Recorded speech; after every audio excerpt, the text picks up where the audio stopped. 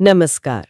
आज हम 19वीं सदी के यूरोप में राष्ट्रवाद के उदय की कहानी को समझने की कोशिश करेंगे।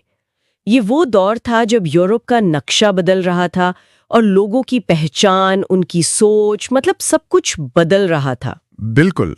और हम देखेंगे कि ये सब कैसे शुरू हुआ, फ्रांसीसी क्रांति की उस चिंगारी से लेकर कैसे अलग अलग विचारकों, कलाकारों ने इसे हवा दी और फिर जर्मनी, इटली जैसे आज के जाने पहचाने देश वो एक राष्ट्र के रूप में कैसे उभरे। हाँ, और स्रोतों में कुछ दिलचस्प किस्से और प्रतीक भी हैं, उन पर भी नजर डालेंगे। जरूर।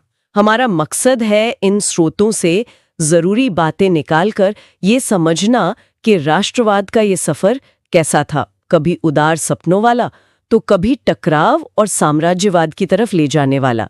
चलिए इसे खोलते हैं। शुरुआत फ्रांसीसी कलाकार फ्रेडरिक सोर्यू के 1848 के एक सपने जैसे चित्र से करते हैं। हाँ, सोर्यू ने असल में 4 चित्रों की एक श्रृंखला बनाई थी।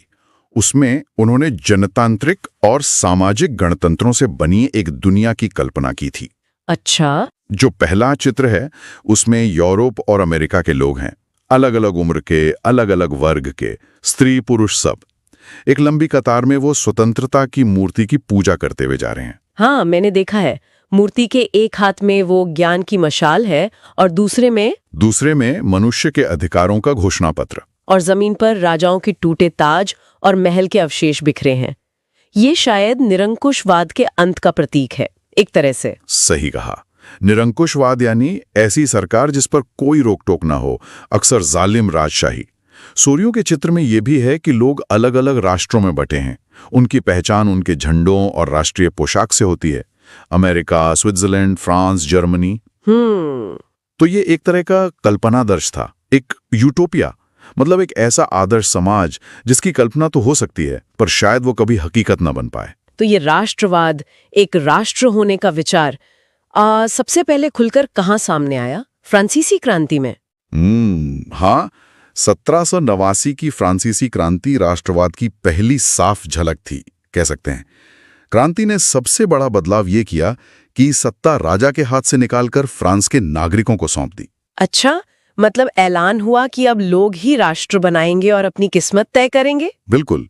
और लोगों में ये हम एक राष्ट्र हैं वाली भावना जगाने के लिए कई कदम उठाए गए। जैसे क्या किया गया? जैसे पितृभूमि यानी ल पात्री और नागरिक ल सितवायें जैसे विचारों ने जोर दिया कि सब एक हैं, सबको संविधान के तहत बराबर अधिकार मिलेंगे। और वो शाही झंडा हटाकर नया तिरंगा आया। हाँ, नया तिरंगा अपनाया गया।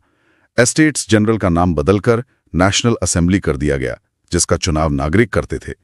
राष्ट्र के नाम पर नई स्तुतियां रची गईं, शपथें ली गई, शहीदों का गुणगान हुआ। और भाषा का भी मुद्दा था शायद, एक करने के लिए। हाँ, एक केंद्रीय प्रशासनिक व्यवस्था लागू हुई जिसने सबके लिए समान कानून बनाए। अंदरूनी आयात निर्यात शुल्क मतलब टैक्स वो खत्म कर दिए गए। भार और नापने की एक जैसी व्यवस्था लागू हुई। और फ्रेंच भाषा, हाँ, जो क्षेत्रीय बोलियां थीं उनको हतोत्साहित किया गया और पेरिस में बोली जाने वाली फ्रेंच को राष्ट्र की साझा भाषा बना दिया गया ताकि सब जुड़ सकें। क्रांतिकारियों ने तो ये भी घोषणा की कि उनका मकसद सिर्फ फ्रांस नहीं बल्कि पूरे यूरोप के लोगों को निरंकुश शासकों से मुक्त कराना है। इसका असर बाहर भी पड़ा होगा फिर तो। जाहिर है। जरूर। जब ये खबरें फैलीं तो दूसरे देशों के पढ़े लिखे मध्यम वर्गों ने जैकोबिन क्लब बनाने शुरू कर दिए। और फिर फ्रांसीसी सेनाओं ने वो 1790 के दशक में हॉलैंड, बेल्जियम, स्विट्जरलैंड, इटली में घुसकर इस राष्ट्रवाद के विचार को विदेशों में भी पहुंचाया।